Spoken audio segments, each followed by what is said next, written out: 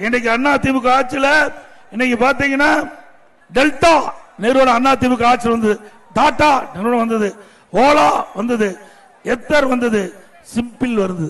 எவ்வளவு நிறுவனங்கள் அண்ணா திமுக ஆட்சியில் வந்து பல லட்சம் பேருக்கு வேலை வாய்ப்பு உருவாக்கி தந்த அரசாங்கம் அண்ணா திமுக அரசாங்கம். இதே புரட்சி தலைவி அம்மா அவர்கள் முதலாக தமிழ்நாட்டிலே 2015ஆம் ஆண்டு உலக முதலீட்டாளர் மாநாட்டை சென்னையில் நடத்தினார்கள்.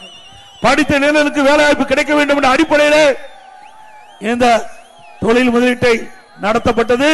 சுமார் 2,42,000 கோடி தொழில் முதலீட்டு ஈர்க்கப்பட்டு 98 புரிந்துணர்வு ஒப்பந்தங்கள் போடப்பட்டு இன்றைக்கு பெரும்பாலான புரிந்துணர்வு ஒப்பந்தங்கள் செயல்பாட்டுக்கு வந்திருக்குது.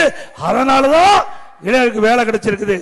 அம்மா வழியிலே வந்து அம்மாவுடைய அரசாங்கம் 2019 ஜனவரி மாசம் சென்னையில் தொழில் முதலீட்டாளர் மாநாட்டை நடத்தணும்.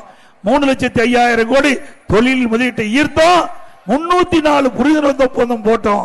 அதன் மூலமா பல லட்சம் பேருக்கு வேலை கிடைச்சது.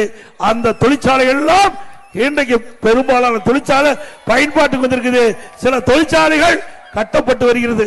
இது அதிமுக ஆட்சியில் இருக்கும் போது கொண்டு வரப்பட்ட செயல்பாடுகள்.